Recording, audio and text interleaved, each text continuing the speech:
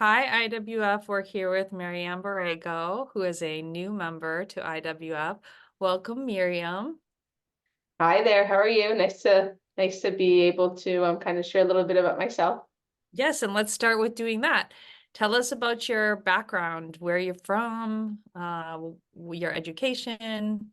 Tell us about yourself. Sure. So I was born and raised in Miami, and I went to the University of Florida. I am actually half Cuban, half Persian, so I speak English, Spanish, and Farsi. And I went to UF for undergrad and graduate school. I have my master's in public policy, and I just really loved my experience being a Gator. And I moved back to Miami after grad school, and one of my first jobs was working at the Miami Foundation. So I have a development and communications background, and I then went to the University of Miami, and I got my doctorate in education leadership. And currently, I am the vice president of external affairs at Miami Dade College and the chief of staff to the president. But prior to that, I was at the University of Miami for 4 years as an AVP in public affairs, working with President Frank. Well, we know the president, who's one of our sisters as well for for Miami Dade College. Tell us where you went to high school. So I went to Barbara Goldman, so in the northwest part of town, kind of the Miami Lakes area. I know exactly where it is, and I only ask that question to people who grew up in Miami. Correct. So Correct. tell us about your current position. What does that entail?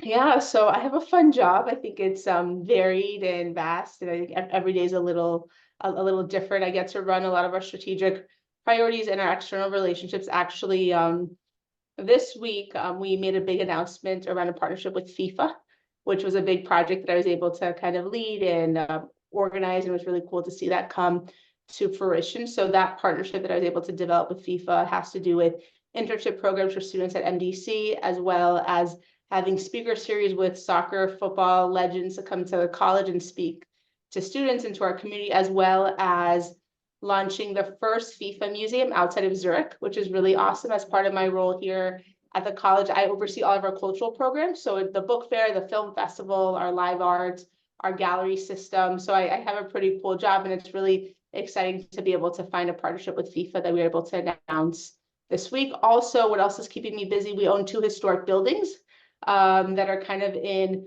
restoration, renovations, and big capital funding. So we own the Freedom Tower, which will turn 100 next year. So spending a lot of time re-envisioning what that looks like in terms of a museum and a visitor experience for Miami, for it to be kind of a leading museum system and a leading venue for tourists to come and learn about the history of the Freedom Tower, why it was founded in the 1920s, and how it was the Cuban Refugee Assistance Center, and how it's become kind of a big important asset the college owns. So we learned a lot about historic preservation over the last couple of years. Similarly, we own the Dyer Courthouse, which is a one city block, which is a federal courthouse downtown. Oh, I And did not know I did not know Miami-Dade owned that building. we Wow. do, yeah. It was gifted to us by the federal government in 2016. And we have plans to create it as the hub of art, tech, and innovation. So we'll have our student galleries, we'll have a world-class convening space, which we hope to be able to host IWF events in the future, as well as we'll have portions of our New World School of the Arts in the building. So our visual arts and our music programs will be moved into the building. So that's also keeping us busy. That's set to open in probably 3 years.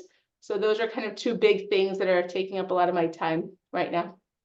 Huge, and it does sound like a fun job. Tell us what the a significant professional achievement that you're particularly proud of.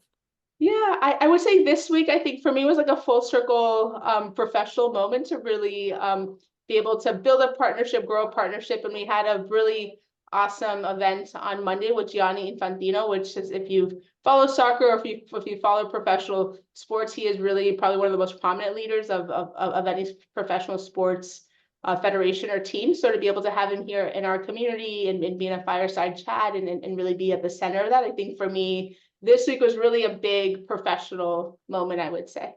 Yay, well, I'm glad we caught you at the Yes. end of the or at the top Yeah. of the high. Yes. Um, your job seems like connecting with the community, but tell us, is there a way you connect with the community beyond your role at Miami-Dade College? Yeah, so I'm on the Zoo Foundation board, which has been really cool. I give back to the Alumni Association at the University of Florida as well. And then I'm a member of our Downtown Development Association, which is really cool being a DDA board member, really helping with spearheading kind of development and bringing people to downtown, bringing businesses to downtown. So that's also another thing that I do outside of my professional work.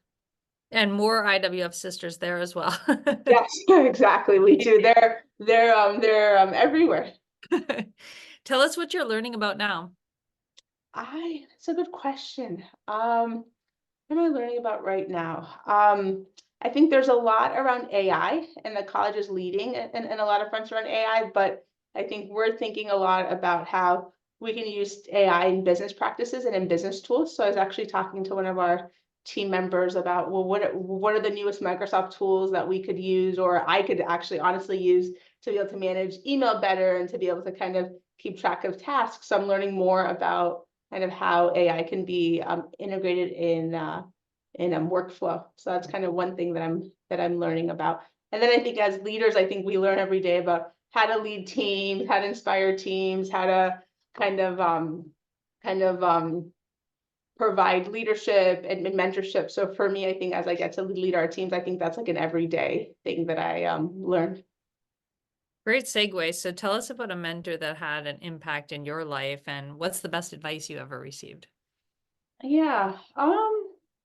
I think it's an easy one, but I don't talk about it often, right? I think the president of the college, we've worked together in lots of different capacities for many years. I think she was my second boss that I had in my early 20s, and I think being able to come back and be chosen as her chief of staff and the vice president for external affairs, I think was a really special moment and something that I was prepared for, right? I think I was at UM for 4 years working with President Frank. I got my doctorate, so I did everything that I needed to do to be prepared. But I think having the trust and the opportunity, and then also believing in young leaders. I remember in my early 20s, like working and having lots of responsibility, and just knowing that you could give young people responsibility, right? And they'll step up and they'll rise. I think that that's something, even for me, I'm still not, I'm in my mid-30s, right? But I do have team members that are at this point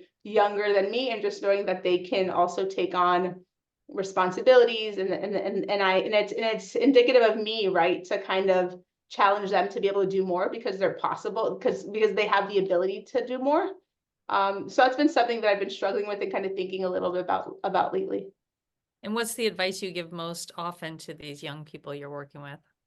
I usually put in the time, right? Like I don't think that there's any like shortcuts of learning how to kind of do your task or be a leader, or be a manager. Like it can't be microwaved, it can't be supercharged. I think it just takes time and repetition and dedication, and I think that in the moments that you feel like you're not being seen, and no one cares about what you do, there's like something will come out of it, right? So it's not all about the fame or the glory. I could say I've done a lot of work behind the scenes for a long time, and I think slowly it pays off. Yeah, great advice. Tell us a fact about you that we could not find on the internet. Oh, that's a good one. I have a twin brother. That'd Oh, be something that you wouldn't know. I have two kids. I have a 5-year-old and a 2-year-old, and that's kind of where I love spending my time with them. And I think we work every day to make the world and our community better for our little people. So those are just two things I'd share. tell us about a book, podcast, or television show you're recommending now. Oh man, I don't watch or listen to anything enough. Um, I've been watching, it's like just mindless TV. I've been watching some Abbott Elementary, All Rise. I like old school, like West Wing, Scandal, anything that's political. I don't think that there's anything new out there, but I do like those watching those old movies, or those Oh, old shows. I'm totally with you. I think I've seen all of West Wing more like 3 or 4 times. Right. And they haven't really been able to make anything to compete with it, you know? I agree. I liked Madam Secretary. That was Oh, a me too. I'm a say so me too. what is a book that you've gifted most often? Oh, Tuesdays with Maury. That's something that I gift. Maury, yeah, off. good one. Tell us about a exciting or memorable adventure you've had outside of your career.